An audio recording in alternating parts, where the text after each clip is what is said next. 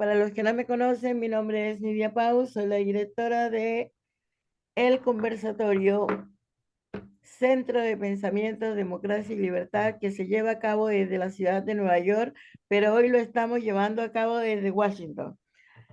Le damos la bienvenida al mayor Manuel Novoa. Va a ser presentado por Sandra Zambrano. Le agradecemos a Dios que tengamos esta oportunidad de comunicarnos con nuestros compatriotas desde la ciudad de Washington.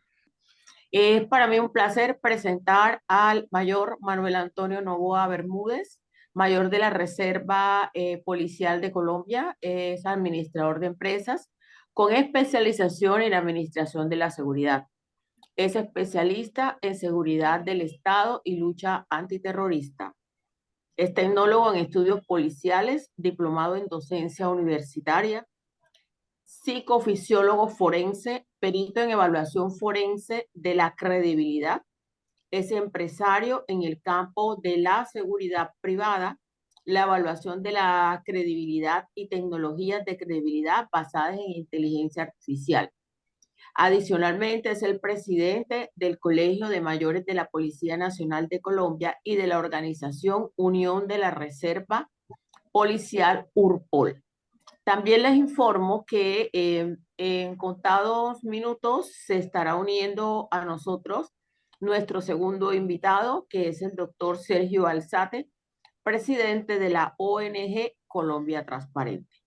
Mayor, bienvenido a este conversatorio. Ya usted ha estado aquí con nosotros. Esta es su casa. Sandra, muchas gracias. No me voy a referir en algunas otras oportunidades, pues que he tenido el honor de compartir con todos ustedes algunos de los temas de interés y la preocupación, obviamente, por la coyuntura actual de nuestro querido país. Sé y he seguido en algunas oportunidades, cuando el tiempo me lo ha permitido, las interesantes charlas, conferencias que en esta iniciativa de los días miércoles y los días sábados, pues doña Nidia y todo su equipo ha venido liderando ininterrumpidamente. Es algo también digno, Nidia, nuevamente, de admirar, de felicitarte por tener esa capacidad para tener tanta resistencia, aguante, para no dejar caer este importante medio de diálogo, de compartir, obviamente, nuestra visión, de compartir nuestras preocupaciones, pero sobre todo de plantear soluciones. Por eso en el día de hoy, cuando Nidia me invitó nuevamente, y precisamente tenía ese día una cita con el doctor Sergio, dije, bueno, qué interesante oportunidad para poder compartir con ustedes frente a lo que está pasando en el país. ¿Qué podemos hacer? ¿Cuál es la realidad? ¿Cuáles son los retos? Y cómo nosotros, los colombianos, necesitamos definitivamente de estructurar todos una estrategia que nos permita recuperar nuestra democracia, que nos permita recuperar nuestra libertad, que está cada día que pasa, por lo que vemos en las diferentes actuaciones del gobierno, las manifestaciones del gobierno, vemos definitivamente que esto era en serio, como lo anunciamos o lo han anunciado muchas personas que por aquí han tenido la oportunidad de compartir con todos nosotros. Indudablemente, pues estamos en una situación de incertidumbre. Quizás algunos colombianos con los que uno habla en diferentes escenarios conservan aún la esperanza, el optimismo y la fe de que, como dice nuestro himno nacional, va a cesar la horrible noche. Pero también cuando a veces miramos lo que sucede a diario, tal vez nos preocupamos un poquito y decimos, no, hay que trabajar, hay que mirar cómo podemos nosotros, a través de una estrategia como colombianos, salvar el país. Ustedes saben mi arraigo de formación en la fuerza pública. Actualmente tengo la oportunidad de liderar la organización Unión de la Reserva Policial, que está integrada por, en este momento, 22 asociaciones y colegios de retirados en todos los grados de la Policía Nacional, desde el Colegio de Generales, Colegio de Coroneles, Mayores, asociaciones de oficiales, suboficiales, agentes civiles, etcétera, y otras organizaciones que tienen que ver, pues obviamente, con la Reserva Policial. Hemos venido trabajando una mesa estratégica donde se ha venido desarrollando o planteando y implementando un plan que creo que es un plan que podría ser extensivo a otras organizaciones o en general a los colombianos preocupados como estamos por lo que está pasando en el país.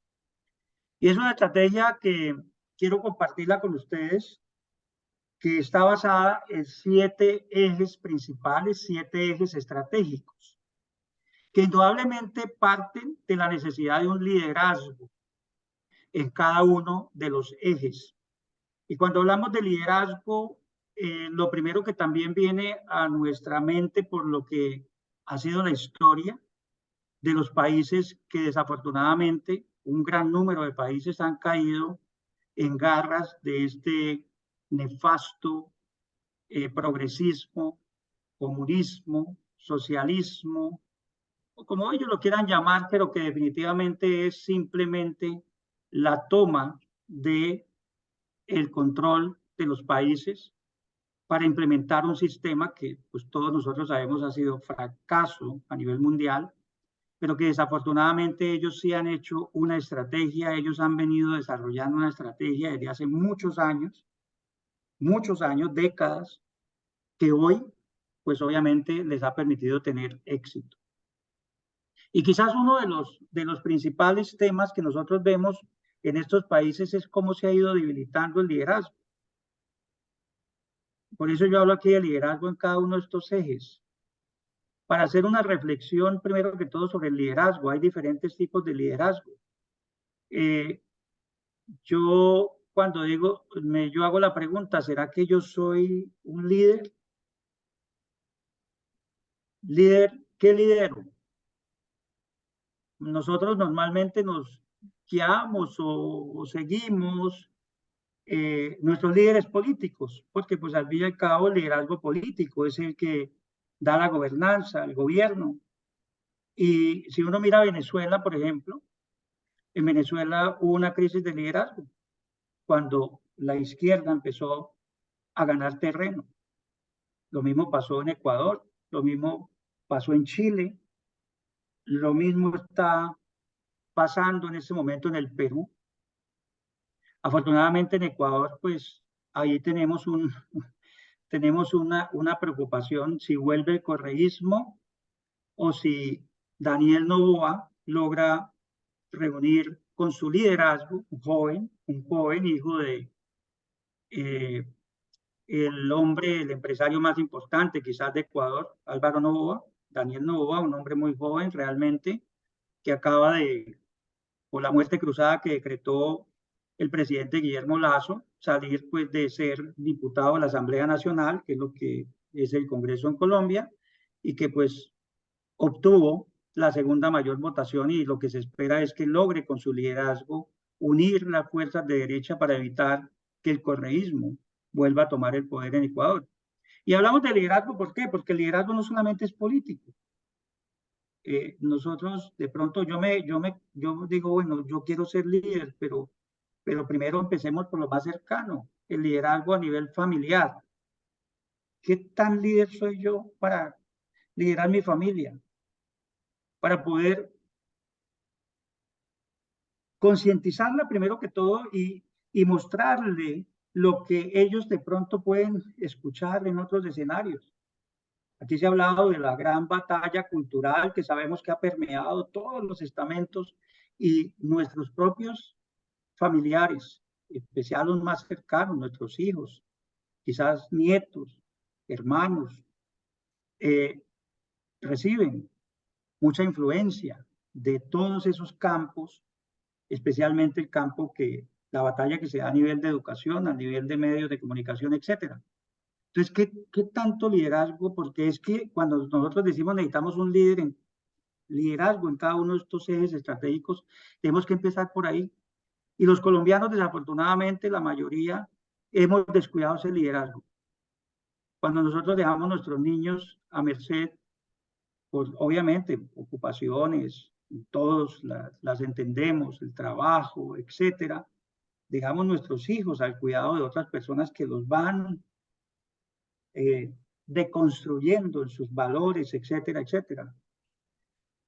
Pero aparte de ese liderazgo familiar, ¿cómo estamos en el liderazgo social, en nuestro entorno social? ¿Qué lideramos en ese entorno social? Llámese empresa, llámese los grupos sociales a los cuales nosotros, nuestros amigos, nuestros grupos de compañeros, de egresados, de nuestra universidad, etcétera, las personas con las que yo comparto permanentemente, qué tipo de liderazgo yo estoy ejerciendo para poder en un momento determinado ser partícipe del desarrollo de alguno de estos ejes. Podríamos hablar también del liderazgo,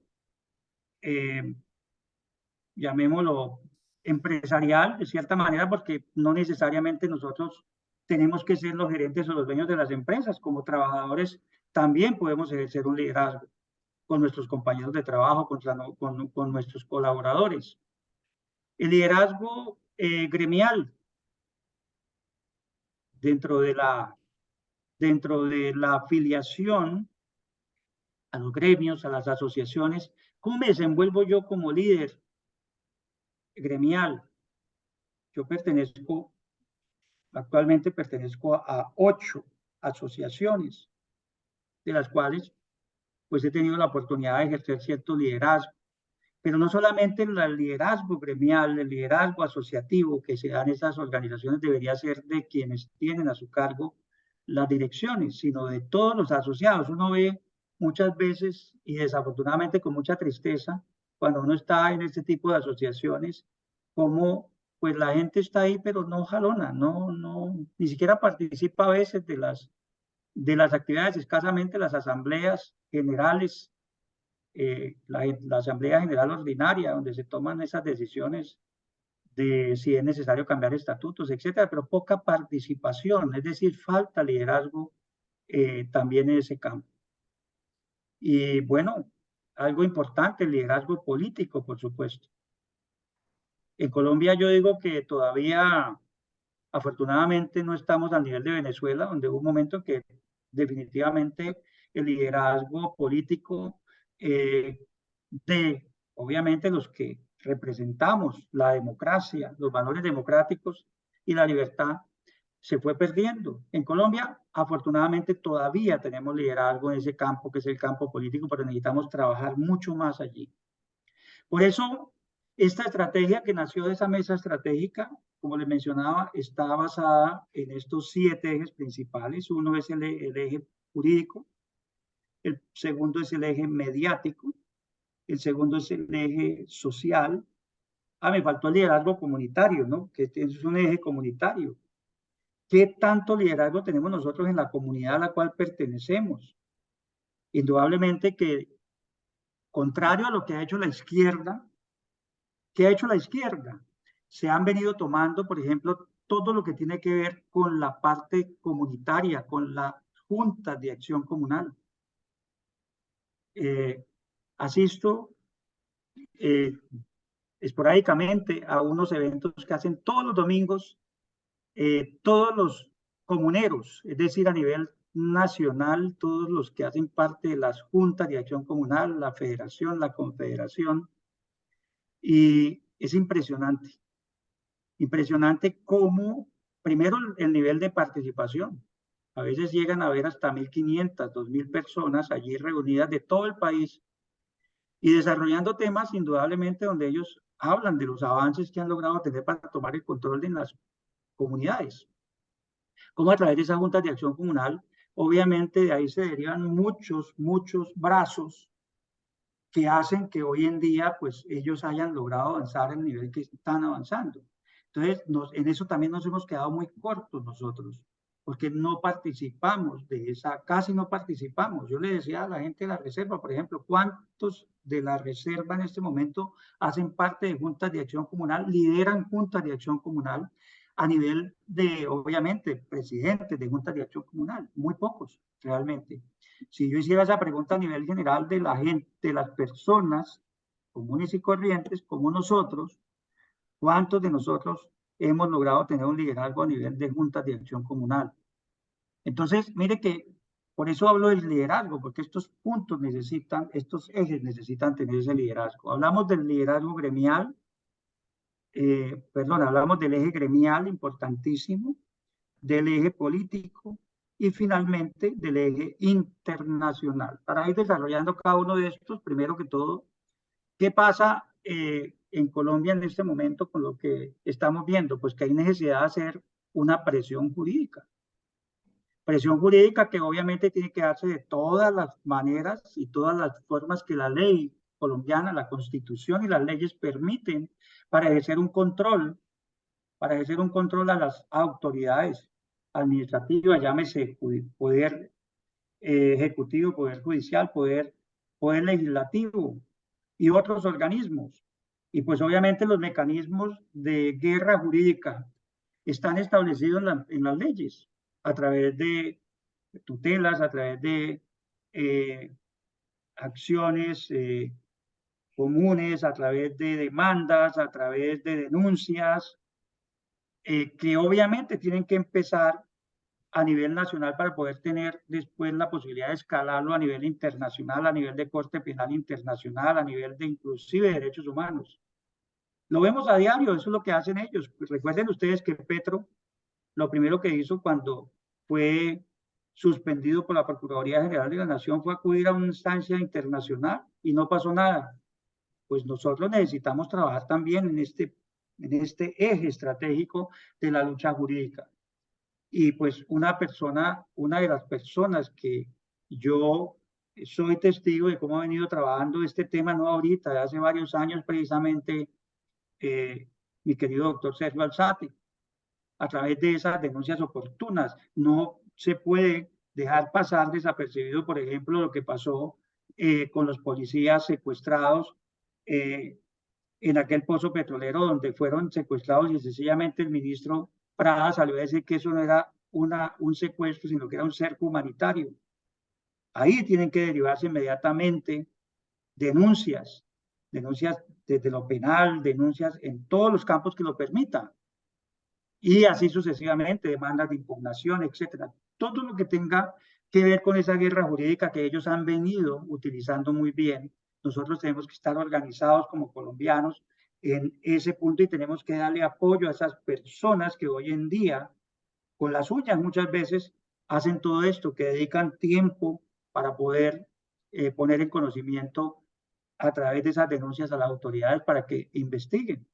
Bueno, algunos dirán, bueno, eso no va a pasar nada, si no le pasó nada a Samper, porque la comisión de acusaciones, pues parece que es una comisión más bien de, no acusaciones, sino de felicitaciones y de complicidades más bien, porque no pasa nada, pero tenemos que seguir insistiendo, tenemos que seguir presionando desde ese punto de vista jurídico, por eso ese eje es fundamental.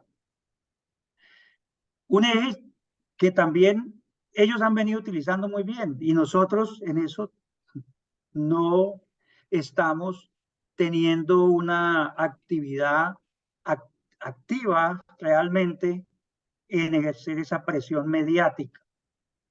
Claro, ese es un terreno en el cual nos han ganado mucho espacio y todo eso pues sabemos que viene de todos esos grandes grupos que manejan los medios tradicionales de comunicación, pero es que hoy en día, por ejemplo, nosotros sí podemos utilizar a través de una buena estrategia también los medios de comunicación, especialmente aquellos que los tenemos ahí disponibles.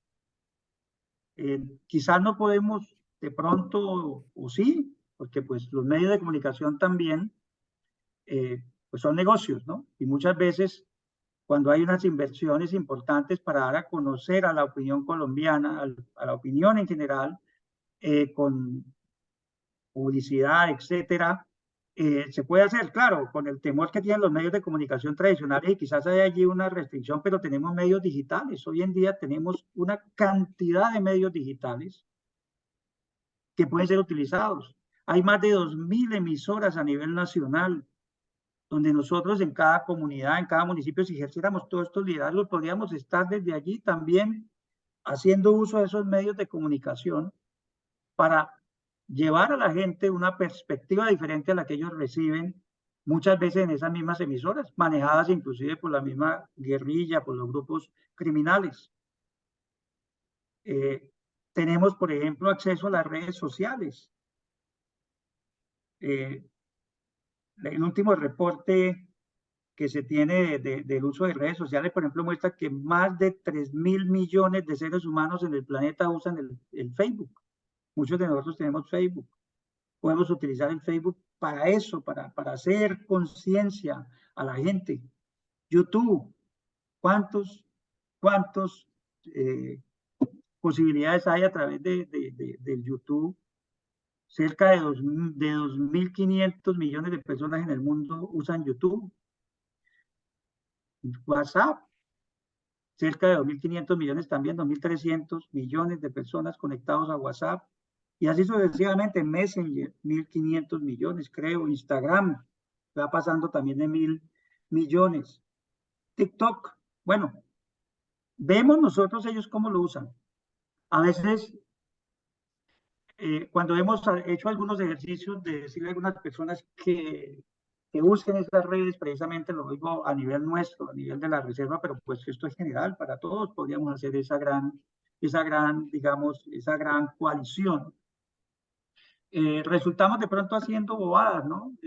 Pero ellos sí lo saben utilizar muy bien con esos mensajes subliminales que llegan especialmente aquí en la población joven, porque es que también si nosotros miramos quiénes usan estas redes sociales, seguimos viendo el mismo comportamiento. Más o menos el 41% de las personas que suelen usar en mayor proporción estas redes sociales están en edades entre 25 y 34 años. El segundo grupo está en edades de 18 a 24 años, creo que es como un 25%.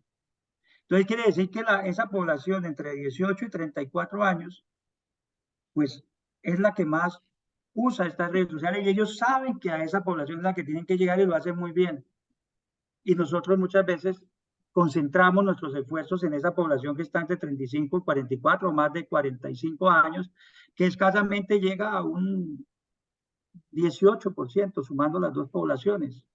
Entonces aquí hay que hacer un plan, hay que trabajar este tema mediático. Este es un tema de lograr aglutinar, de lograr converger una central de comunicaciones estratégicas con la ayuda de todos los, pues obviamente los líderes, los diferentes liderazgos que tenemos, podamos nosotros hacer un uso de esa posibilidad mediática para cambiar el pensamiento, la perspectiva y la forma como ellos de cierta manera le han llegado especialmente a la población joven. Y el tercer eje muy importante, que es el eje de presión social. La presión social que últimamente, pues, lo vimos antes, ¿no? Cuando ellos eran oposición, como sencillamente 100 pesos de aumento de la gasolina era inmediatamente incendiar las ciudades. Y salían, obviamente, con un plan muy bien estructurado, guerra molecular disipada, ¿no? También creo que aquí estuvo nuestro amigo chileno, que es uno de los estudiosos de nuestro amigo Tapia, Alex Tapia, que nos habló de la guerra molecular disipada, cómo ellos logran a través de un plan movilizar esas masas y nosotros, pero vemos que tampoco es que sean tantos. Y cuando nosotros vemos, por ejemplo, la gran marcha nacional, que fue una iniciativa excelente y que tenemos que seguir apoyando esas marchas, hay que seguir saliendo a las calles. Algunas personas dicen, no, en Venezuela hubo miles y miles de marchas y no pasó nada. pero es porque no salía el número realmente contundente de personas a las calles. Yo no sé cuál fue el último reporte, no sé si alguno de ustedes tiene ese reporte del último ejercicio que se hizo de Gran Marcha Nacional. Recuerden ustedes que la Gran Marcha Nacional fue organizada por dos personas, William Vergara y quien, que también ha estado acá, se me fue el apellido, Pierre.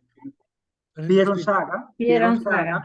Pierre Saga, después apareció el Guri Rodríguez, y vimos cómo empezó a dividirse la Gran Marcha Nacional hasta el punto de que la Gran Marcha Nacional prácticamente desapareció.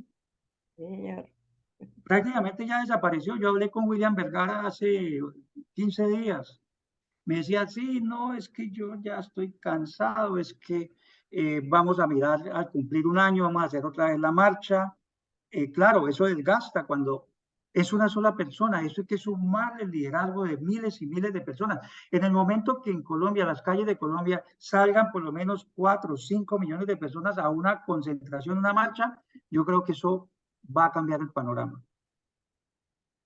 ¿Cuántos salen ellos?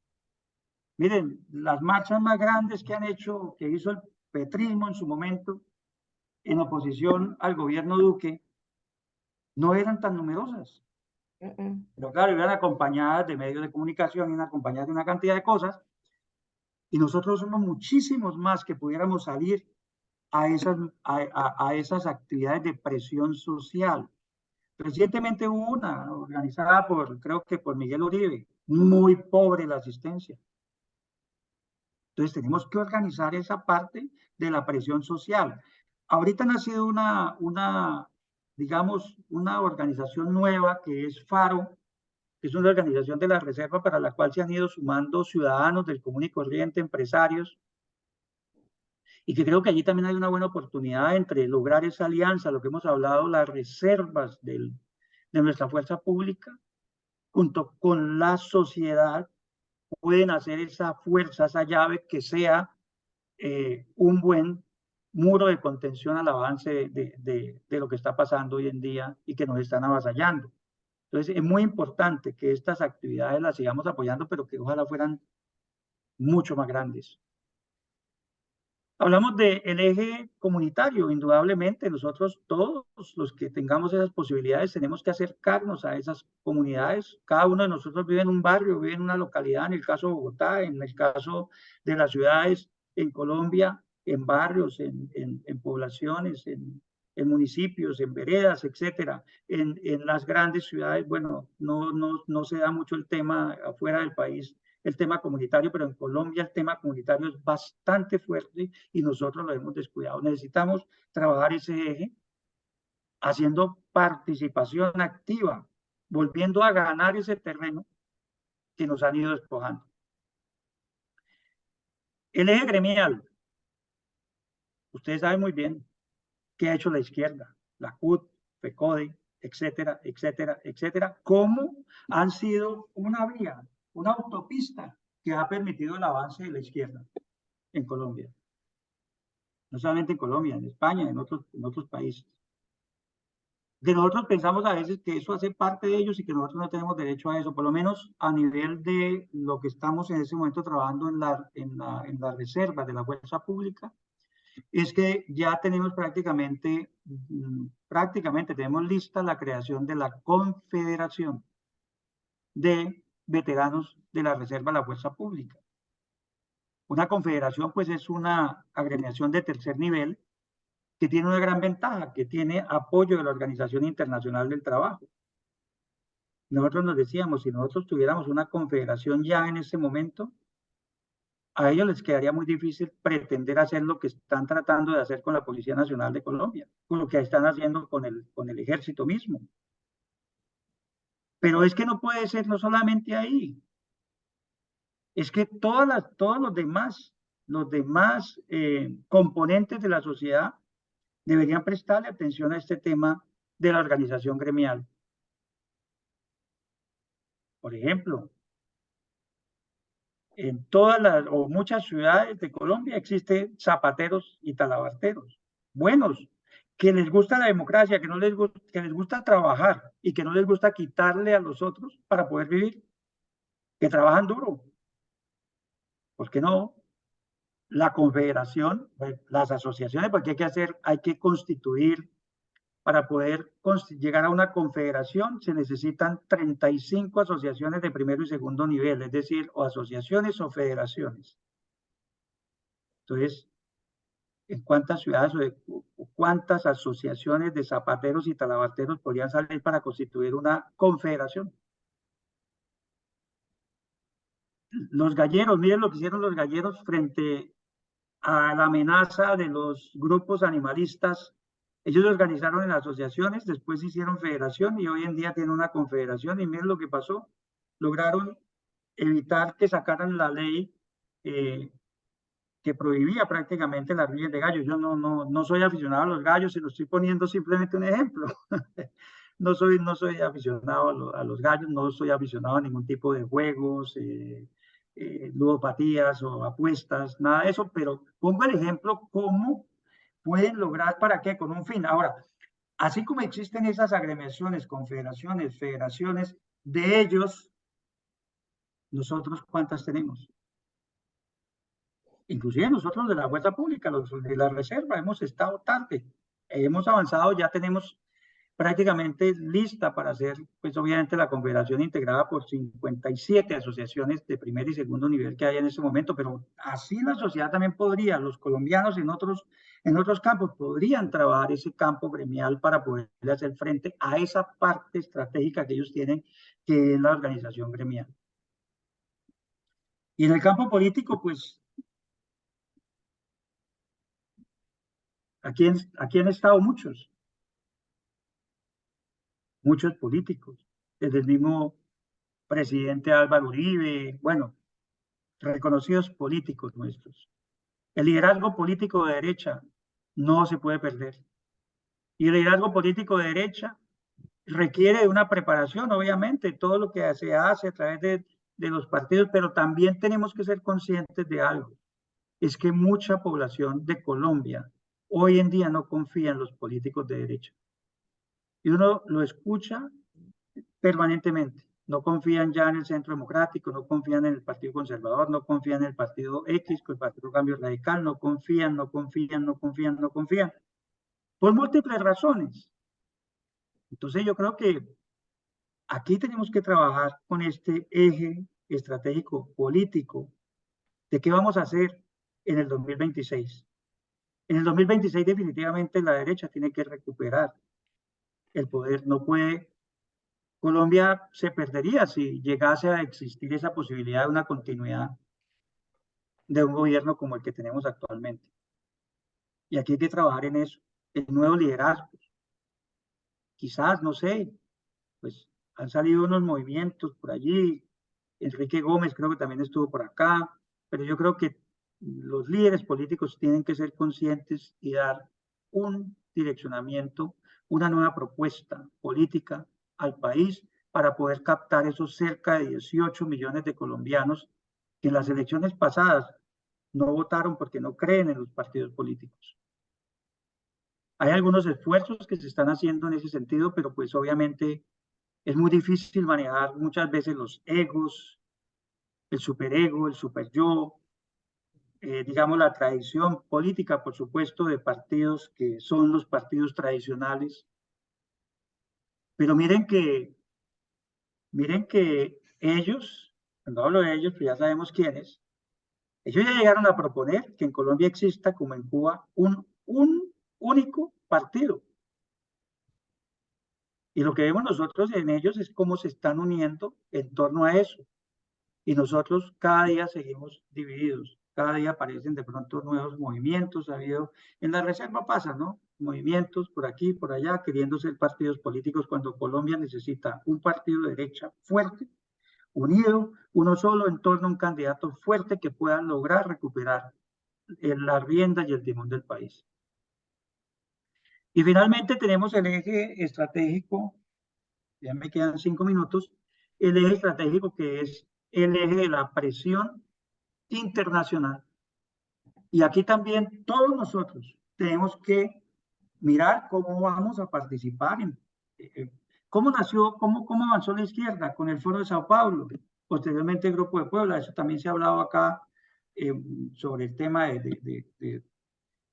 del Foro de Sao Paulo y cómo fueron desarrollando una agenda que hoy en día tiene conexión con otra agenda internacional y que surgió prácticamente una iniciativa, la iniciativa más fuerte que ha surgido frente al Foro de Sao Paulo es el Foro de Madrid.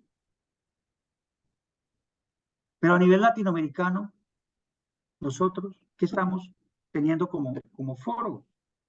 Aquí se ha planteado la necesidad del foro latinoamericano. El foro latinoamericano, porque tenemos los mismos problemas. En Guatemala la izquierda volvió a ganar el poder. Y así sucesivamente. Mire cómo países donde se ha recuperado vuelven nuevamente. ¿Por qué? Porque pues estamos permitiendo que se siga dándose ese continuismo, porque no hay la suficiente presión, unión internacional entre nosotros. Ellos sí se unen, nosotros no nos unimos.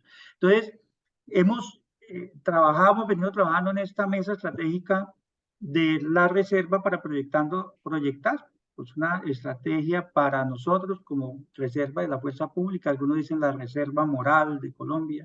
Yo creo que la reserva moral de Colombia no somos solamente nosotros, la reserva moral de Colombia somos todos los colombianos, todos, absolutamente todos los colombianos buenos. Los colombianos buenos, como todos los que están acá, somos una reserva, todos, una reserva moral, y que estamos llamados a volver nuevamente a recuperar ese terreno perdido y que nos puede llevar al abismo si nosotros, como dicen, no nos pellizcamos y si cada uno no dejamos de pronto al lado, de pronto que hay una marcha, entonces me da pereza, o que hay que participar en una junta de acción comunal, porque ellos sí lo han venido, como repetido aquí varias veces, lo han venido haciendo y por eso han tenido el éxito en el que están hoy en día. Entonces, pues yo quería compartirles a ustedes este trabajo, que ha sido un trabajo ya de más de un año, pero que puede ser extensivo a todos los colombianos y al país en general si logramos unir en una sola voz y en un solo esfuerzo la lucha que necesitamos dar en este momento. Así que nuevamente muy agradecido, doña Nidia, con todos ustedes. Siempre para mí es un gusto compartir con ustedes, verlos en el momento en que hacen las preguntas. Bueno, y quiero darle entonces ahorita, si doña Nidia está de acuerdo, a Sergio Alzate para que nos comparta unos avances muy importantes del trabajo que él ha venido realizando. Muchas gracias, Nidia. El doctor Sergio Alzate está allí.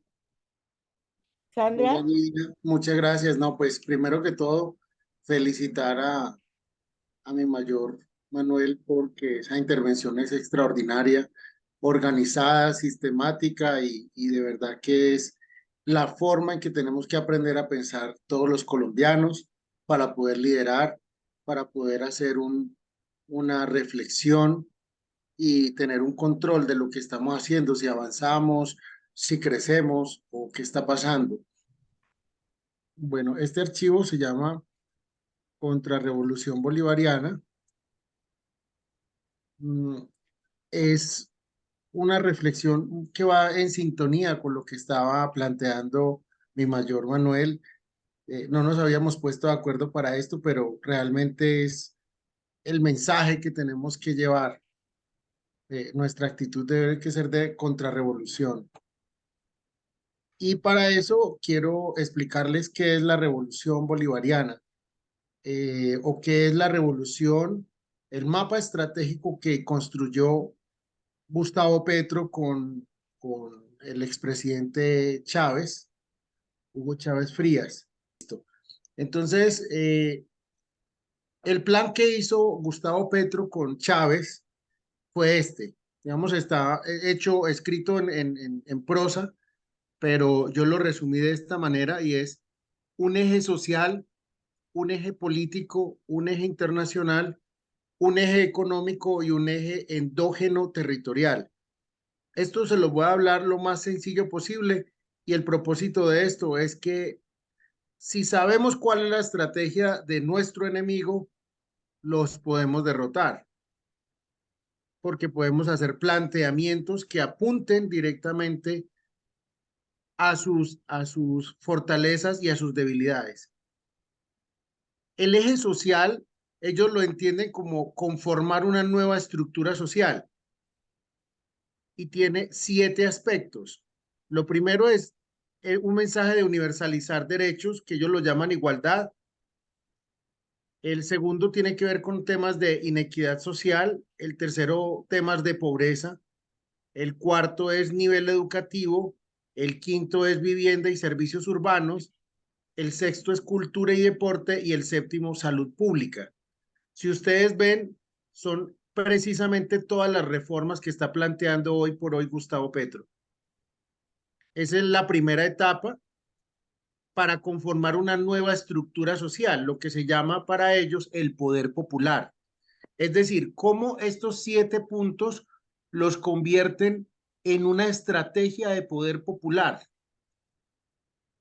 donde ellos adquieren, le quitan el poder a los que lo tienen de manera sistemática, sean empresarios, sean organizaciones sociales, sean personas independientes, políticos, apolíticos, independientes. Ellos van por el control de la estructura social en estos 7 aspectos y para eso son esas 7 reformas.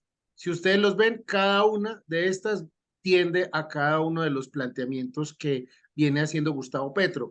Es decir, el plan que Chávez le planteó junto con el ELN y junto con el gobierno cubano, porque esto fue construido entre ellos allá. Esto me lo compartió una persona que participaba en esas reuniones y parte de esto lo convierte en un discurso político que ellos internamente, con Chávez, el ELN y pues el actual presidente Gustavo Petro, lo llamaban la doctrina del resentimiento.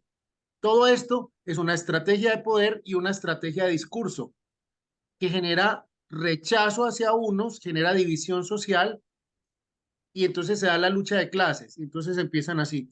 El segundo aspecto de ese eje social se llama articular y optimizar una nueva estrategia comunicacional, que es convertir esto, como les dije, en una narrativa que genere resentimiento, que genere odio hacia el otro. Se los resumo de la siguiente manera. Buscan decir, si usted no tiene vivienda es porque el que las tenía se la robó. Si usted no tiene servicios públicos es porque los que tienen el poder se la robaron. Si usted no tiene educación es porque se lo robó fulano de tal. Y entonces cuando acaban mediáticamente, físicamente, económicamente, políticamente a esa persona que hostigan, estigmatizan, persiguen, lapidan, maltratan, entonces ya siguen con el otro y le dicen, no, esa persona no trabajaba sola.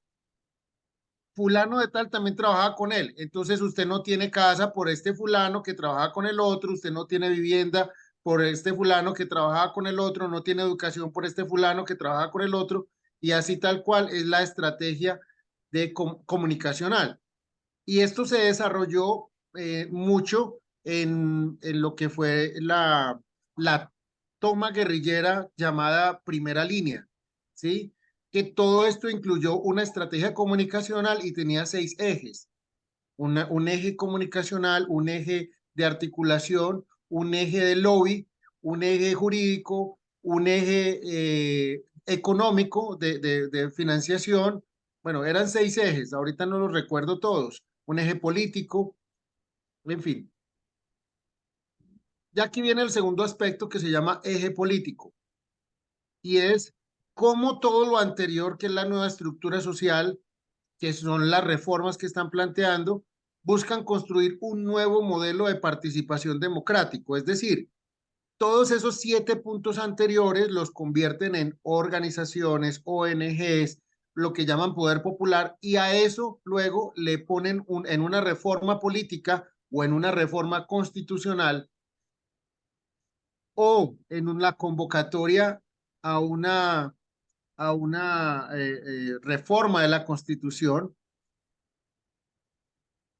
le ponen lo que se llama el poder popular. Entonces, usted es negro, entonces usted representa más que 20 senadores. Usted es lesbiana, entonces usted representa más que otros 20 senadores. Usted es, no sé, cualquier cosa. Usted pertenece a los de la comunidad étnica de no sé dónde. Entonces usted vale más que 20 senadores. Eso se llama el poder popular. Es un relativismo de la representación política donde la representación política normal, democrática y tradicional que conocemos termina siendo el 20% y el otro 80% son unas figuras donde pocas personas con poca representación significan igual o más que todos los demás. Entonces, esa es la estrategia. El segundo, que se llama Salto Adelante, busca revocar el Congreso, la Asamblea Nacional y buscar la reelección. ¿Sí? Entonces, buscan crear lo que es un órgano paralelo al gobierno, una parainstitucionalidad que cogobierne con base en ese poder popular. El tercer aspecto de este plan de estos bandidos es crear una institucionalidad del aparato estatal, una nueva, es decir, la parainstitucionalidad en todos los aspectos. Entonces tenemos la policía, pero ellos tienen entonces las comunidades o las guardias indígenas, la guardia cimarrona, la guardia no sé qué.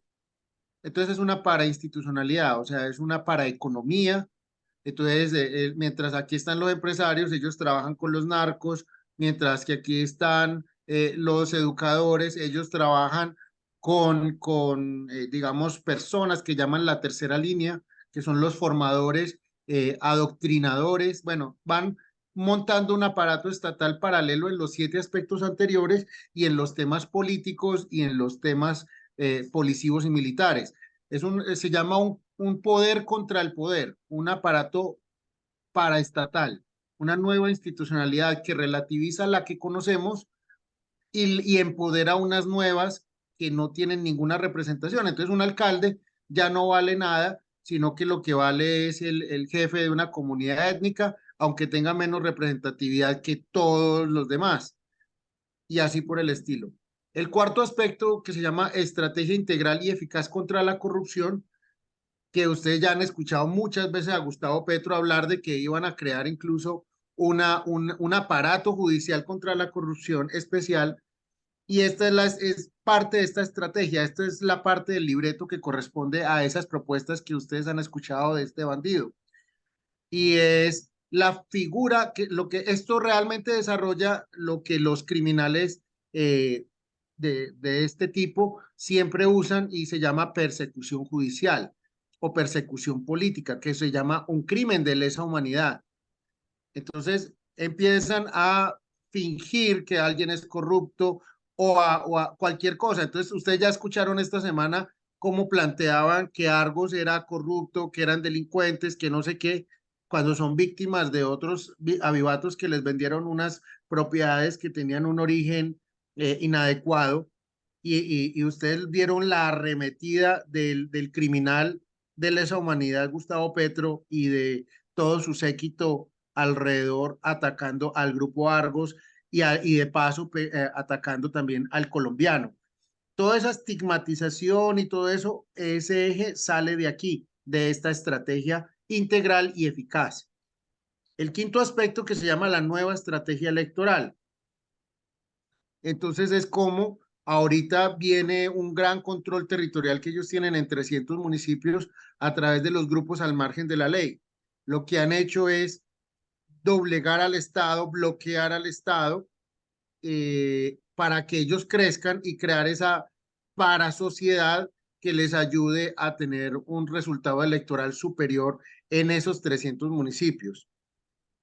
Bueno, el eje internacional, ustedes continuamente van a escuchar a Petro hablando del sistema multipolar, hablar de África especialmente como un sector superior al relacionamiento con Estados Unidos. ¿Cómo tratan de sustituir el relacionamiento con Europa y Estados Unidos por un relacionamiento con Asia, África y otros países de América Latina y el Caribe.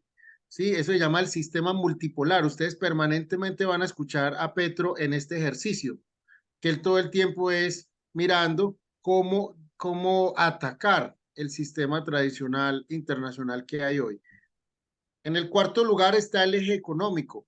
Entonces, como les decía antes, todo el modelo productivo y el nuevo sistema económico, cómo tratan nuevamente de quebrarlo, de distraerlo, de desviarlo, de afectarlo, de bloquearlo e ir generando nuevos aspectos productivos que no corresponden, que no son sostenibles, pero que les sirve a ellos para debilitar a lo que ellos llaman sus enemigos.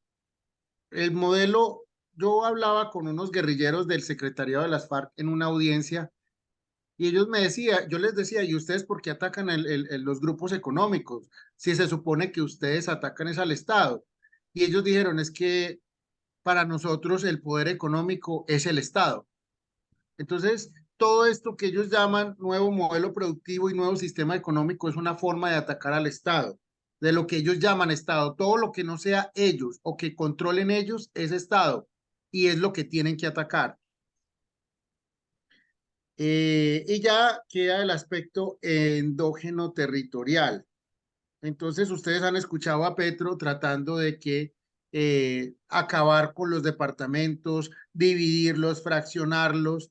Todo tiene que ver con el desarrollo de este eje endógeno territorial. Es que yo aquí no lo estoy pudiendo ver bien. No sé si ustedes lo ven bien.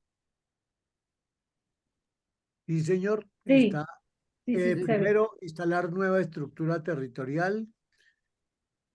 Sí, porque yo no lo puedo ver. O sea, aquí hay algo que me impide verlo. ¿Ustedes me lo pueden leer, por favor? ¿Me escuchas, doctor? Sí, le escucho, sí. Ok, endógeno territorial. Primero, instalar nueva estructura territorial, que supongo que es lo que nos acabas de explicar. Y segundo, conformar nueva estrategia militar. Exactamente. Ahí es donde caben las guardias campesinas, las guardias indígenas y todo lo demás. Digamos que ya ustedes van entendiendo que todo era un plan, un mapa estratégico, y a todo esto es a lo que debemos apuntarle nuestras fuerzas para impedir que ocurra, ¿sí? Para impedir que ocurra. Estos, ya el segundo aspecto, son actores objetivos del plan de acción. Lo que Petro y Chávez acordaron junto con el ELN y Cuba en esas reuniones a las que asistía pues mi fuente, es que los actores principales van a ser los medios de comunicación aliados, es decir, atacar a los medios tradicionales y crear unos paramedios, que es lo que nosotros hemos visto todo el tiempo en los últimos años. El gobierno nacional, local y territorial, pues tratar de copar esos espacios, tratar de copar el Congreso y los partidos políticos, tratar de copar y dividir las Fuerzas Armadas, tratar de copar y dividir las entidades estatales y las empresas industriales, copar, crear y ampliar los movimientos sociales, que es mucho de lo que decía ahorita mi mayor Novoa, los grupos económicos, empezarlos a debilitar, dividir, fraccionar y bloquear. Y con respecto a gobiernos aliados, cambiar de aliados internacionales. Entonces es parte de eso. Y lo otro, los grupos de apoyo internacional, que ya no son gobierno, pero que son incidentes en los territorios. Aquí tengo como una propuesta de cómo enfrentar a estos grupos criminales, pues todo este plan criminal. Y con base en esto que construimos, empezamos a hacer un trabajo permanentemente. Este es nuestro plan de trabajo como Colombia Transparente. En cuanto a lo nacional, promover el control gubernamental a la cobertura y a la calidad. Hacer un mapeo de la actualidad y la caracterización social, económica y política y al Big Bang de lo que ellos llaman el salto adelante. Nosotros tenemos que tener muy mapeado eso. Los colombianos y la gente que es del sector democrático no tiene esta caracterización social, caracterización económica y política, que pueda bloquear lo que ellos llaman el salto adelante, que es el avance del comunismo, donde ellos encontrar esos poros, donde ellos pueden utilizar eso para poder justificar el comunismo. Entonces nosotros tenemos que tapar esos poros y hacer un planteamiento estratégico y técnico superior que le tape la boca a estos bandidos. El segundo aspecto tiene que ver con el enfoque del momento estratégico, o sea, ir mirando los tiempos, definir un nuevo mapa estratégico con base en lo que ellos plantearon antes, definir un plan de acción con nuestros propios actores, como lo estaba planteando mi mayor Novoa, tener un cronograma propio de acción estratégica, definir equipos, coordinadores, medios de control y seguimiento a estos planes de acción.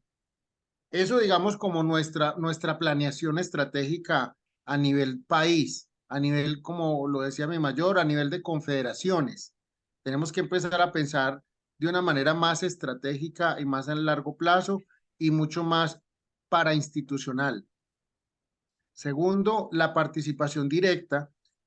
Nosotros estamos proponiendo un referendo que se llame Referendo Colombia Transparente o moción de censura o moción de transparencia, que busca reducir un 30% del Estado para enviar ese recurso que se ahorre a la inversión social. Segundo, plantear el federalismo y las autonomías con gobierno parlamentario. Si ustedes ven tradicionalmente en el mundo donde hay federalismo, no pega el comunismo se basa en partido único, estructura única, nacionalismo absoluto.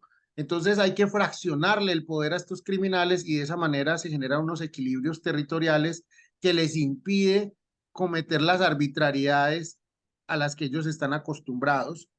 El tercer aspecto es buscar un gobierno liberal solidario que garantice unos mínimos vitales que nos permitan vivir en paz, que nos permitan desarrollarnos integralmente.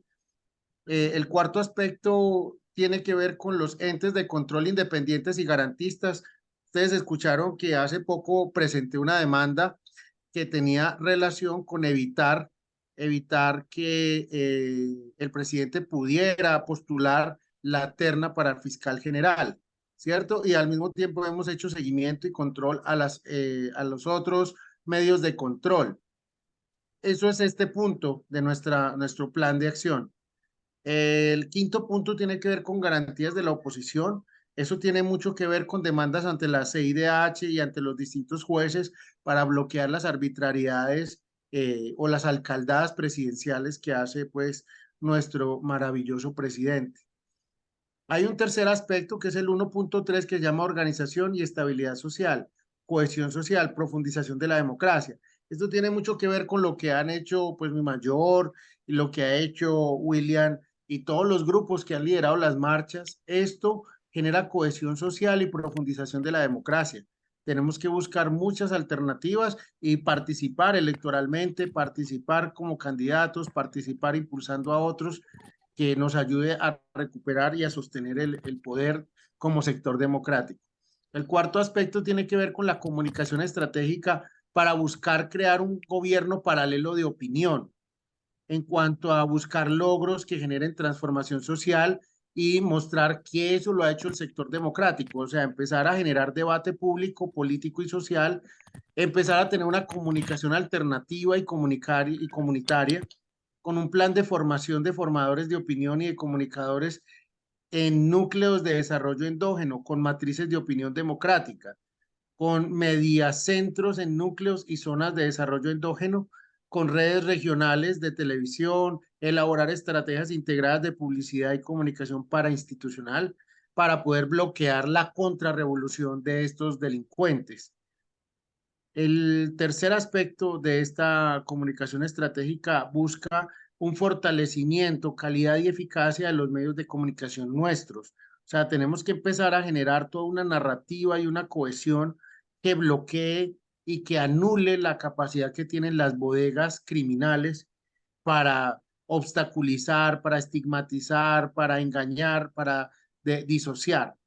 El cuarto aspecto tiene que ser el discurso, fortalecer el discurso sobre los valores y la ética democrática. Nosotros tenemos que empezar a construir un discurso más allá de decir Petro bandido, Petro criminal, Petro no te queremos, Petro cacas. No, no, no, no. O sea, yo creo que ya tenemos que empezar a elevar la altura del debate a un discurso sobre valores, sobre ética democrática, sobre asuntos que empiecen a generar un despertar, una conciencia y una verdadera movilización social, pero cosas que valgan la pena. No si la ministra de Minas fue con tenis o no. Yo creo que eso es realmente ridículo y muy pobre, demasiado pobre. Eso no genera movilización social.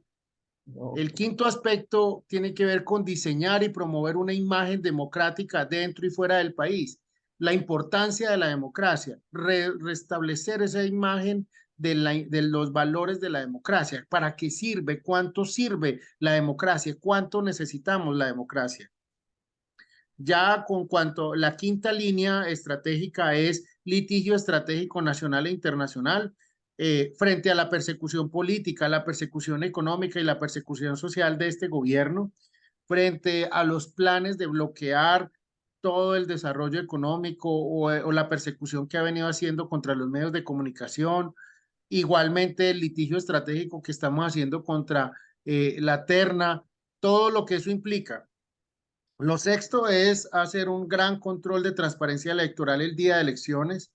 Eso lo estamos trabajando. Por lo menos en Medellín vamos a tener 4.000 testigos de Colombia Transparente cuidando las elecciones, financiado por nosotros mismos. Eh, entonces, eso lo estamos haciendo en varios municipios, al menos en 6 municipios.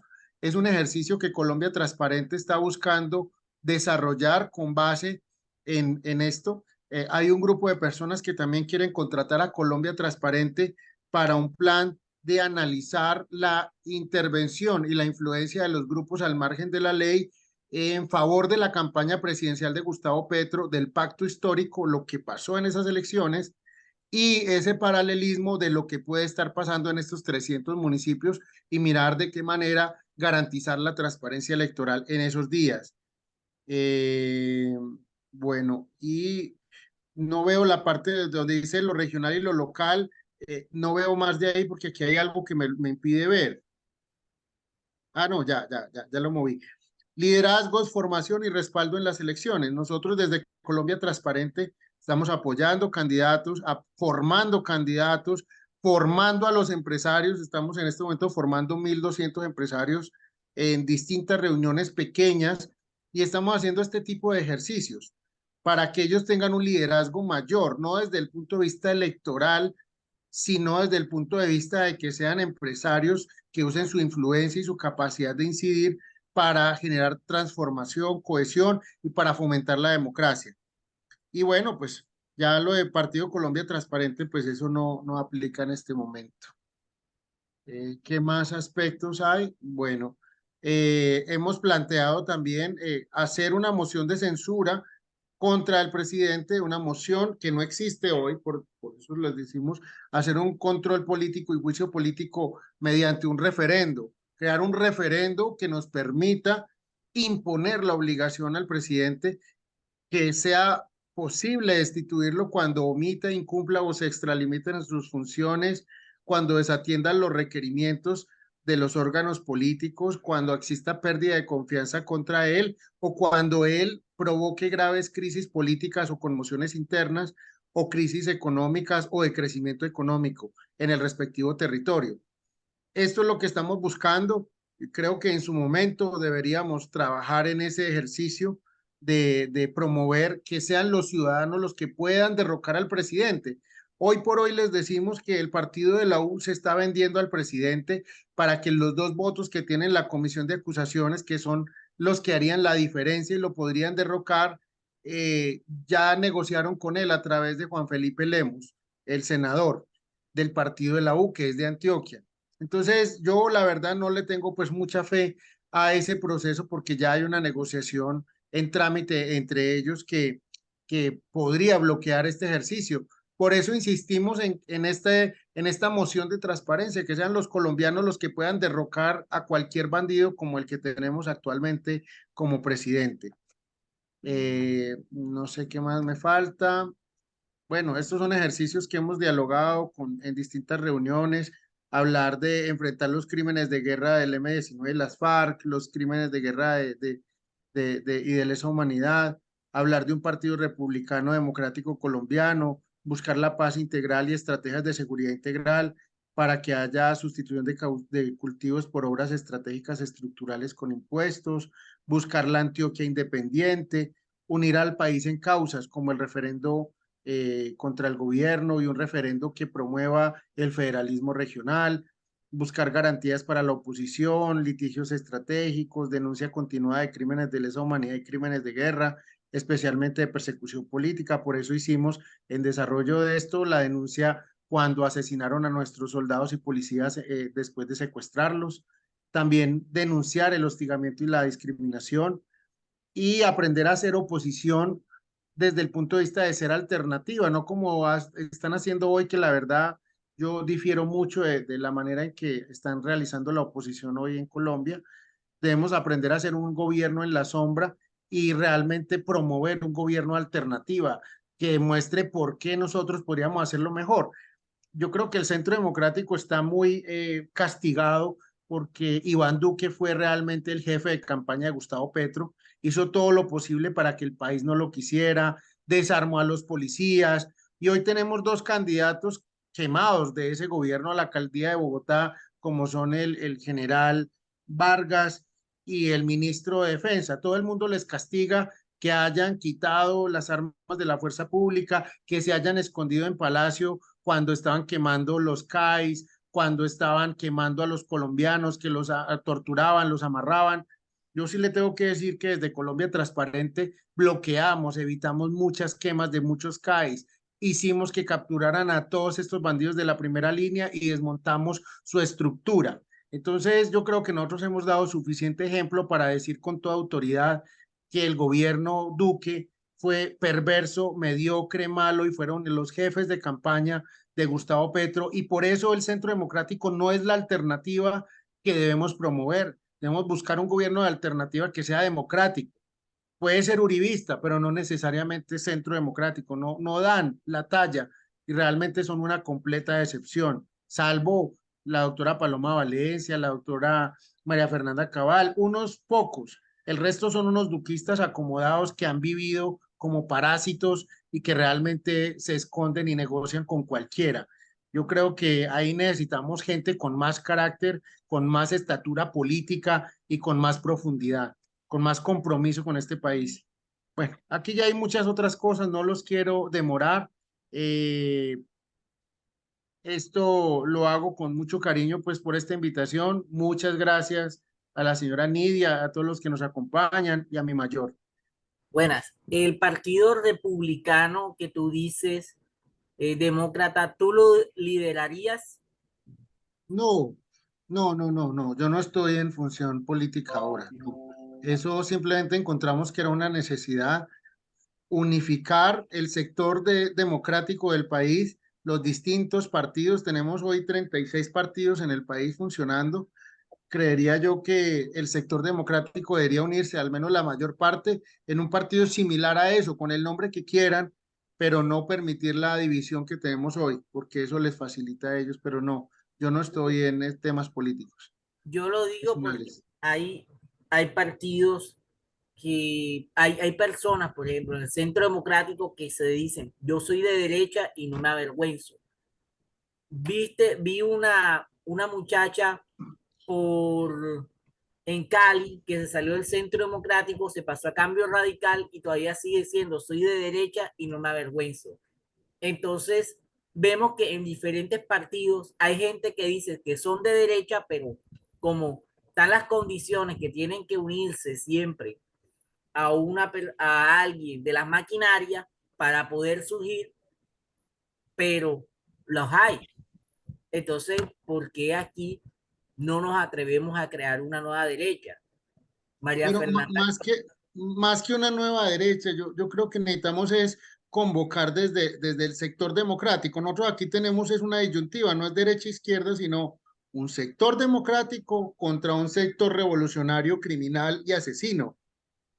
En ese contexto es que nos debemos unir, porque hay personas que no necesariamente son de derecha, son personas democráticas, pueden ser de izquierda o pueden ser liberales y no patrocinan la violencia, no patrocinan el terrorismo, no patrocinan el hostigamiento y la persecución política que está haciendo este gobierno al día de hoy o que han hecho otros o que si ustedes vieran lo que pasó en la Cámara, en la Comisión Sexta de Senado, la forma en que la senadora hija de este que era del M19, Pizarro, la senadora Pizarro, maltrató y engañó al país con una supuesta violación que había ocurrido en la Comisión Sexta, todo porque el secretario de la comisión no le permitió que debatieran un proyecto de ley. Y entonces le inventó que había violado a una funcionaria y falsificó incluso la voz de una persona que supuestamente lo estaba denunciando.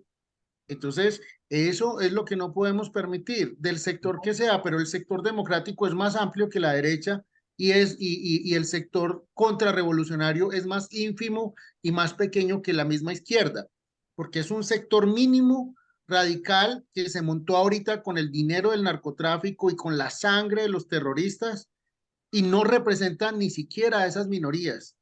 Es un sector criminal que tenemos que exterminar, eliminar, desaparecer de este país y de las posibilidades democráticas. Tienen es que estar en la cárcel, huyendo o por fuera de este país, y si no, ojalá enterrados también.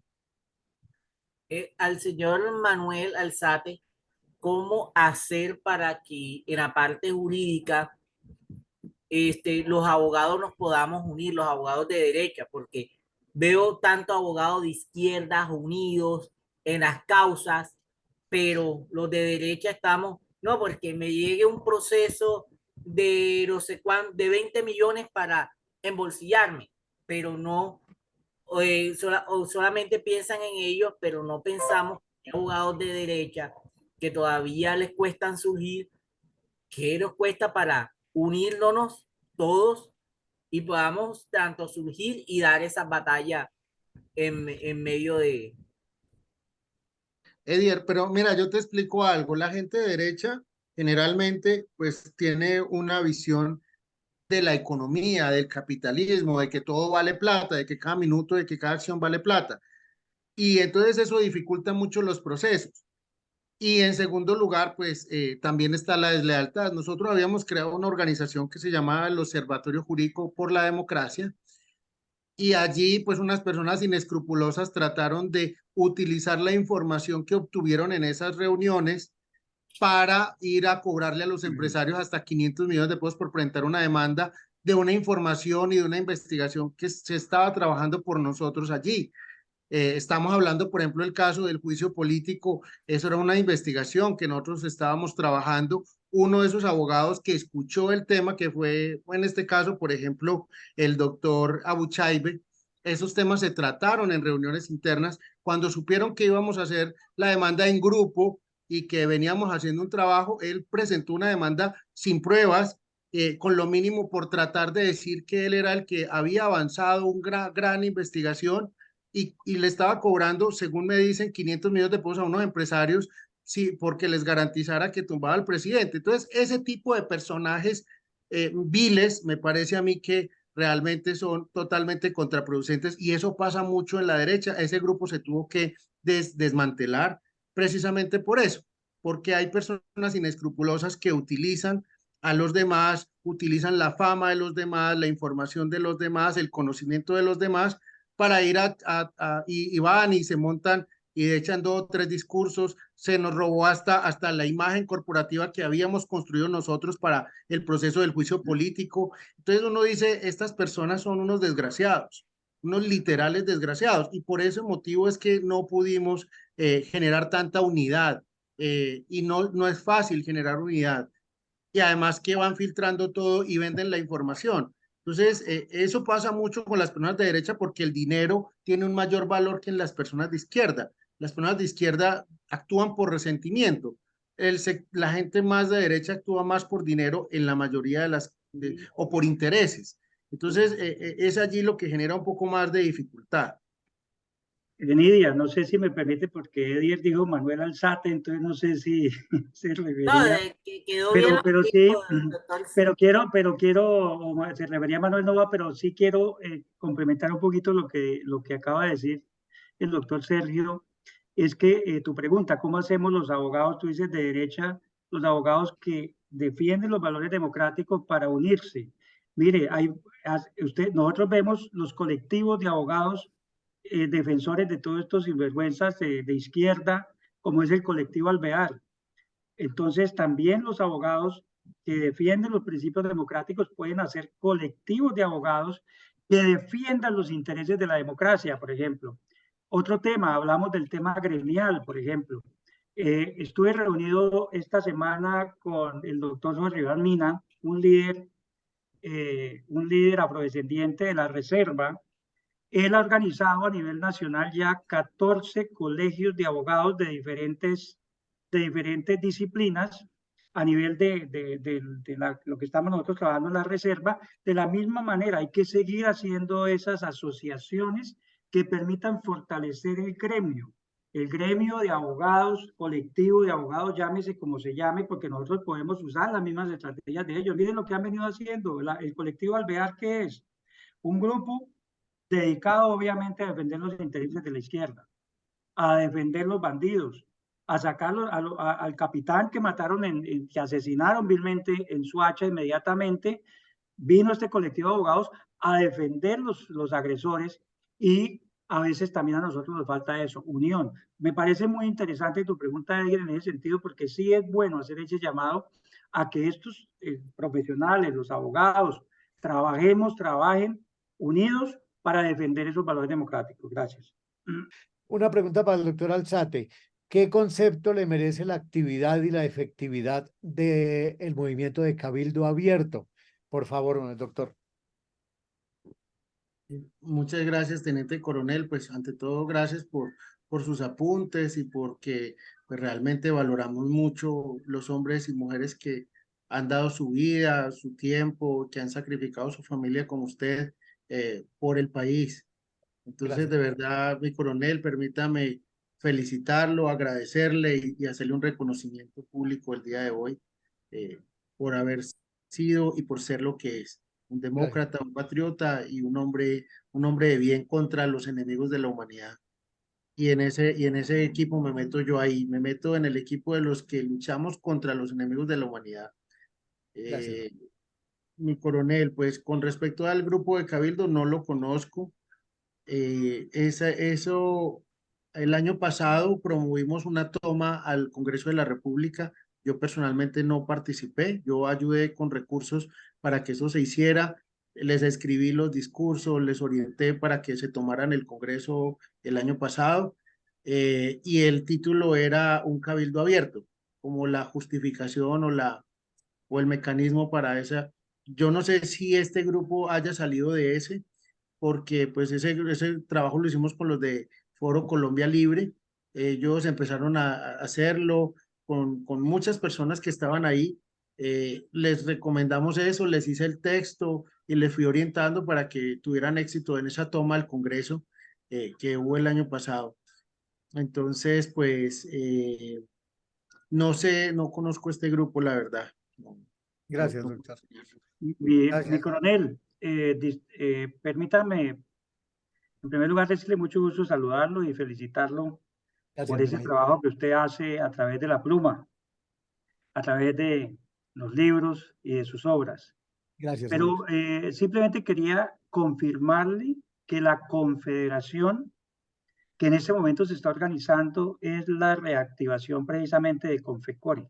Bien. Confecore tiene en ese momento 11 asociaciones y la confederación está viva, no está activa, por cuanto a Confecore se le dio, el Ministerio de Trabajo le dijo, adecúense a la ley, ¿cierto? A la ley 43, y en ese momento lo que se está haciendo es que se está haciendo, ya la próxima semana se va a socializar los estatutos, la modificación estatutaria, para darle cabida, porque son solamente 11, de las cuales participando realmente hay 9, pero ya hay 46 asociaciones más que están listas para agregarse y de ahí nace la confederación, la reactivación de la confederación. Se discutió que por qué no se hacía una confederación nueva y la razón es porque Confecore lleva mucho tiempo y eso juega un papel muy importante para las ayudas internacionales a las confederaciones.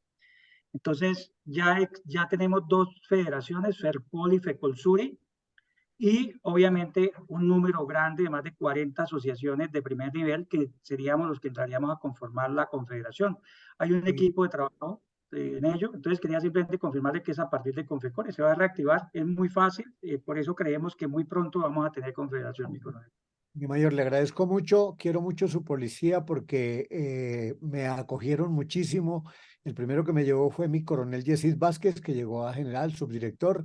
Después mi general Vale Mosquera, la general Mireya Cordon. Me han paseado por muchas entidades de la policía y hemos aportado motivación con nuestra gente. Gracias, mi mayor.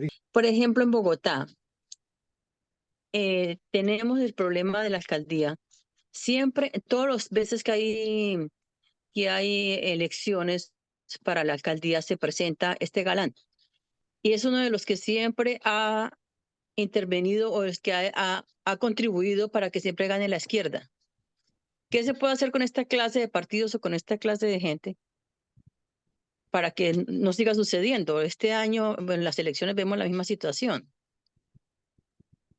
Entonces, ¿qué es lo que los ciudadanos debemos hacer? Porque ellos dicen siempre que en las encuestas va de primero.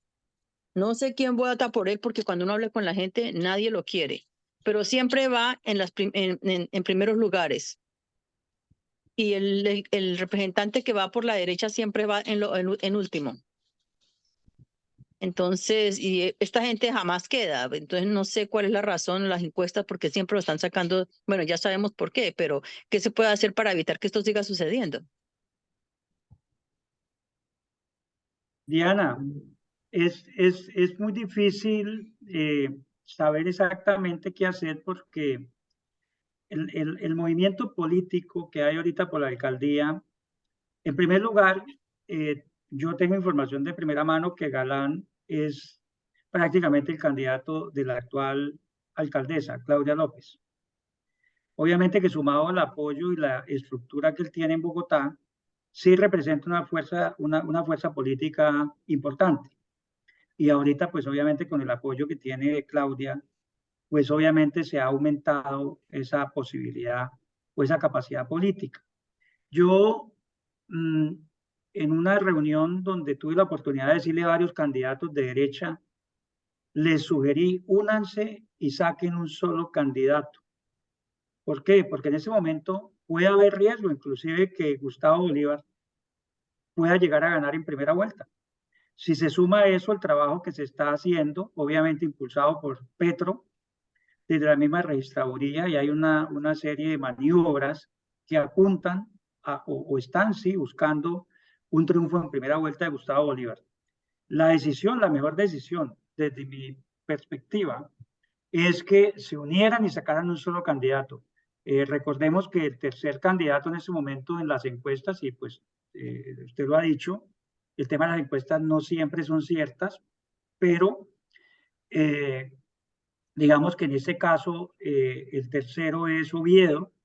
El problema con Oviedo es que no sabemos realmente de qué o hacia qué tendencia realmente puede identificarse Oviedo. Es una persona que no, pues desde el punto de vista de lo que son los valores pro vida, pues ahí hay unos problemas con él porque pues es una persona que defiende todos estos temas de aborto y todas estas cosas, pero no sabemos hasta qué punto inclusive él puede estar jugando a favor de Gustavo Bolívar, que fue lo que pasó con Rodolfo Hernández, que fue prácticamente el caballo de Troya que nos metieron para ganar las elecciones por parte o asegurar las elecciones por parte de Petro. El tema de la alcaldía de Bogotá es muy delicado. El tema de la alcaldía de Bogotá es muy incierto.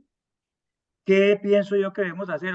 Nosotros, pues, votar por el candidato que, pues, obviamente represente y nos dé más seguridad desde el punto de vista de la defensa de sus principios y valores democráticos, pero la mejor opción sería que ellos, los de derecha, se unieran y llegaran a un solo candidato.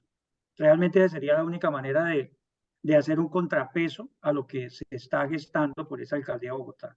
No sé, doctor Sergio, si ¿tú quisieras complementar algo? Quisiera aportarle No, algo a Diana, y es que si tú ves el ambiente, por ejemplo, que no, dice las encuestas Galán, pero dice que la gente no lo quiere, o sea, hay posibilidades y hay que ver el margen, porque es un margen muy pequeño. Mira que hasta el Ramos y hasta Bolívar, todos ahí en Bogotá tienen posibilidades de ser alcalde. Si vemos ejemplos, ciudades como acá en Barranquilla, que yo salgo a la calle, dice la encuesta, Char está en el 87%. Salgo a la calle y todo el mundo, Char, las redes sociales de aquí, grupo de Facebook de Barranquilla, Char. Entonces ahí vemos el ambiente, Char. Vemos el ambiente que la gente quiere Char. Y sin embargo vemos las encuestas, el único alcalde con mayor favorabilidad lo tiene Barranquilla, la misma cuerda de Char. Entonces uno dice aquí va a ganar Char, Medellín gana Fico. O sea, son los dos que están asegurados.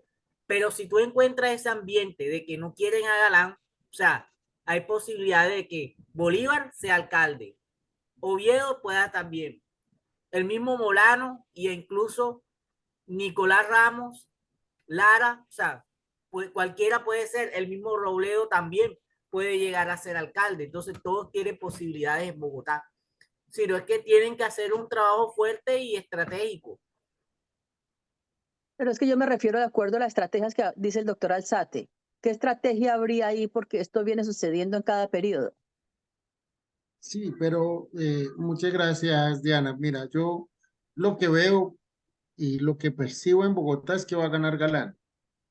Va a ganar porque pues, fue el segundo en las elecciones hace 4 años y porque aparte de que fue el segundo contra Claudia, mantiene su votación y tiene el apoyo de Claudia. Entonces, él representa a Vargas Lleras, no representa a otra gente, representa a Peñalosa. Claudia López era empleada de Peñalosa, su primer trabajo importante se lo dio Peñalosa. Después de ser payasita, su primer trabajo importante fue en la alcaldía de Peñalosa. Entonces, yo creo que todos los factores indican que él va a ganar. Es un antipetrista fuerte, no creo que él vaya a ser petrista. La estrategia de Claudia López y de ellos es atacar a Petro y en eso se pusieron de acuerdo. Entonces yo creo que ahí en las territoriales Petro pierde a lo largo y ancho del país. Solamente los 300 municipios donde el control es criminal y territorial por los grupos al margen de la ley petristas, pues es donde creo que tendríamos que hacer una intervención especial. Pero podemos creer que Claudia es antipetrista.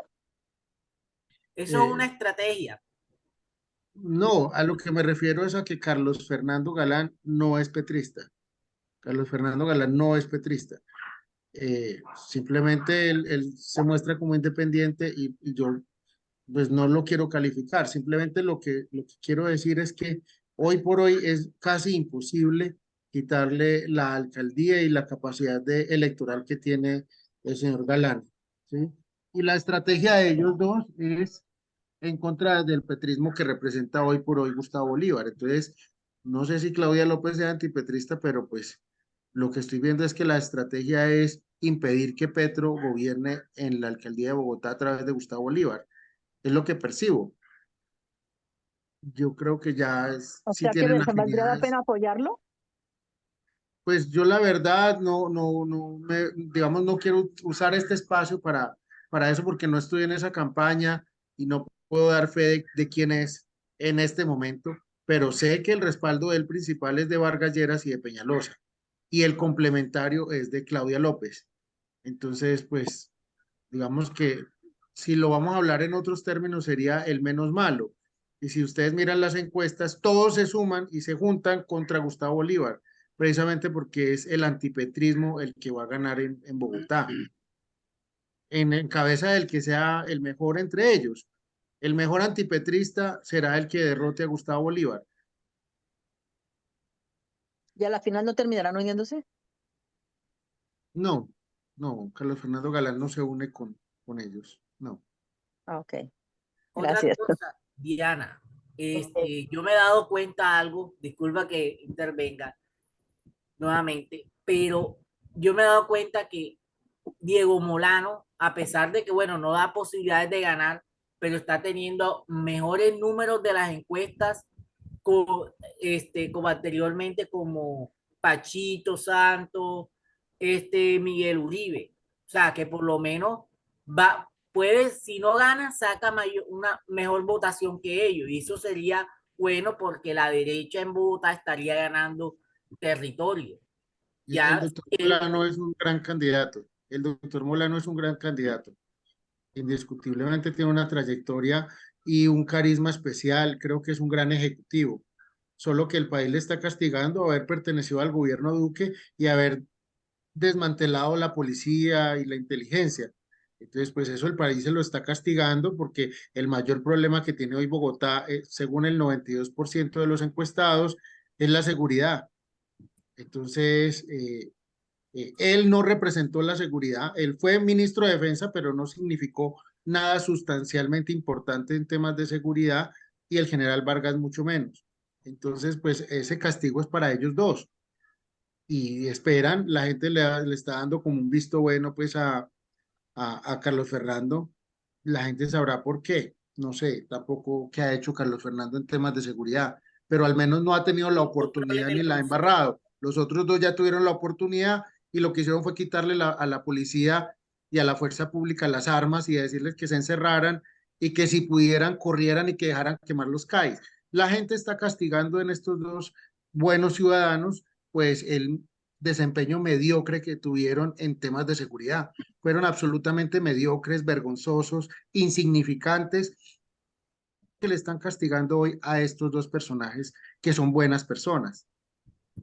La mejor estrategia, frente a la pregunta de Diana, porque insiste mucho en el tema de la estrategia, es que ojalá haya segunda vuelta. Ojalá haya segunda vuelta. Ojalá no haya fraude. Ojalá no haya fraude en las elecciones en Bogotá. Y si hay segunda vuelta, sea entre Galán y Bolívar, o puede inclusive Oviedo y Bolívar, es decir, lo que hay que apoyar en segunda vuelta es el candidato que esté en contra de este sinvergüenza de Bolívar. El problema, yo lo que veo en Bogotá realmente es el riesgo inminente de un fraude. Y ese fraude pues puede apuntar a que poner a Gustavo Bolívar ganador en primera vuelta. ¿Qué se debe hacer? Obviamente que ya ellos lo saben, los candidatos lo saben y están trabajando en eso, el papel de los testigos electorales. Es un papel muy importante que en eso también fallamos en las elecciones al Congreso de la República. Que faltaron testigos electorales mientras el pacto histórico tenía testigos electorales absolutamente en todas las mesas de votación. Nosotros no pudimos cubrir todas las mesas de votación. Ahora, sabemos que cuando hay un fraude, de todas maneras, los testigos electorales, pues, hacen un buen trabajo, pero el fraude se da en otro nivel. ¿Qué es lo que impide realmente una posibilidad de un fraude electoral para que sea, digamos, como medio oculto, invisible y no pase nada? Que la votación sea muy pareja. Por eso la votación tiene que ser masiva en favor de quien sea el candidato que salga en contra de Bolívar. Si esos 17 millones de colombianos, por ejemplo, a nivel para las elecciones presidenciales hubiesen salido a votar, hubiera sido muy difícil que hubiese habido fraude. Entonces, también la votación masiva disminuye esas posibilidades. Creo que debemos esperar y ojalá sea así, que hay una segunda vuelta y hay que apoyar definitivamente al que llegue en contra de Bolívar, porque así como van las cosas, Bolívar va a jugar en segunda vuelta. Muy interesante lo que se ha debatido y lo que tú dices es cierto, Manuel.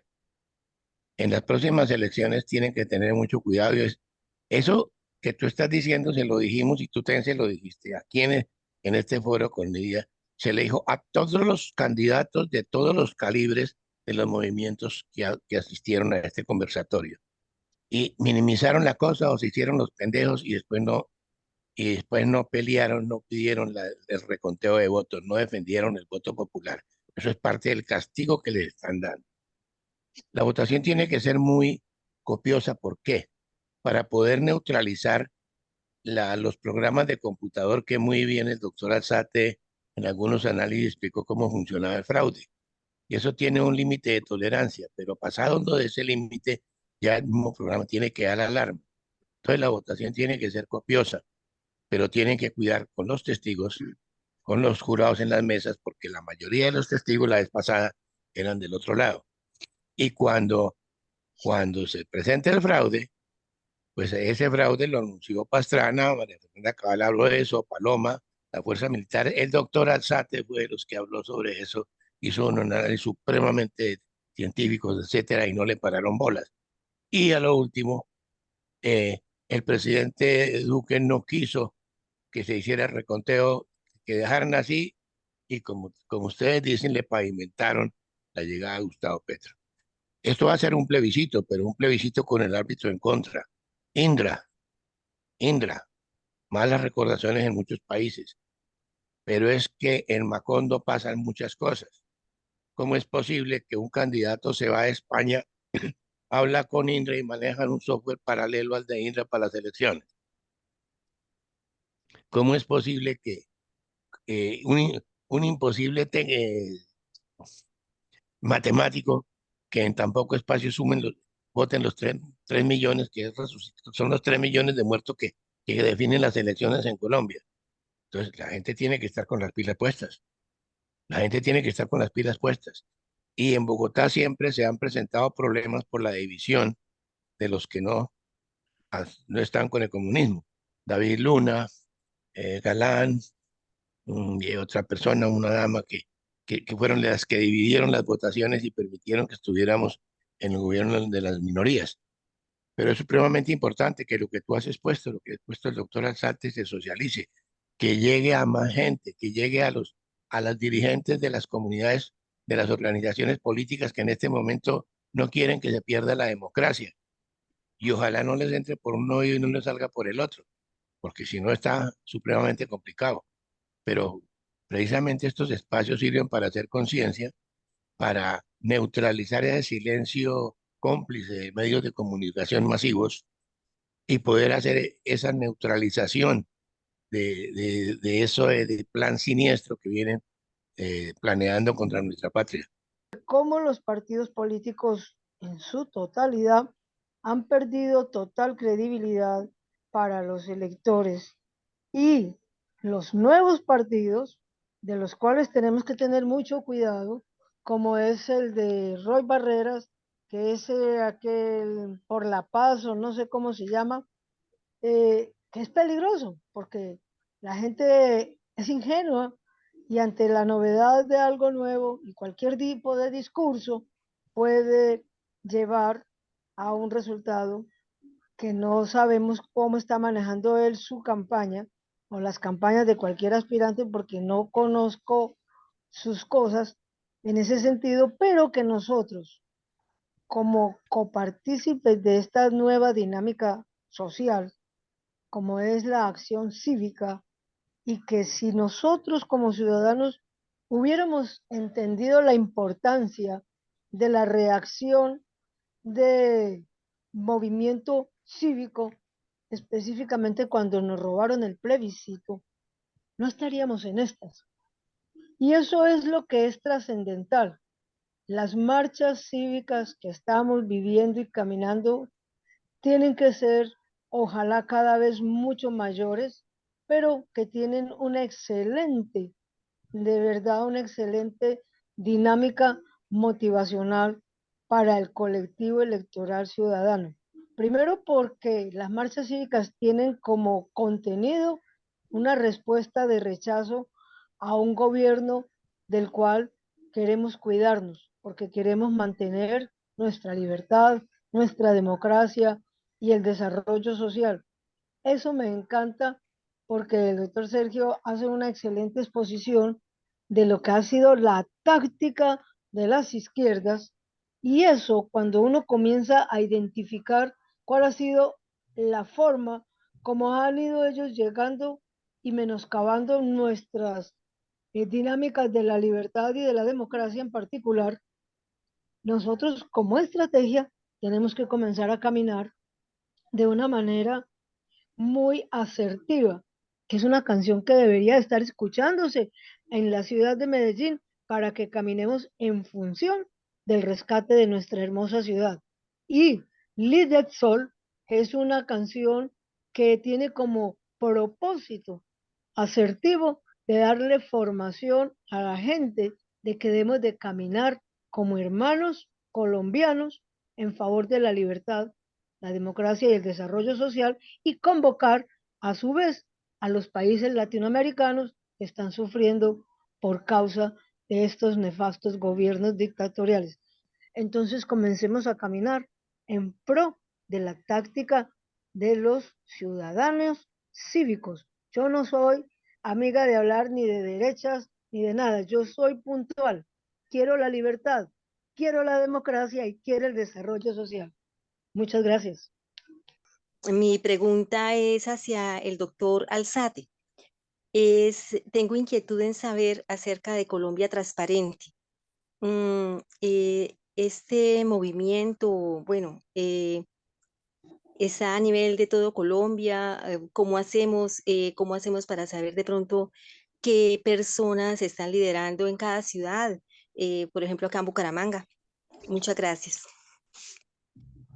Muchas gracias para ti también, Claudia. Mira, Colombia Transparente somos una ONG que realmente nosotros trabajamos con personas que no pueden dar la cara, ¿sí? Muchas personas que nos apoyan son cercanas a Petro incluso, son cercanos a grupos al margen de la ley.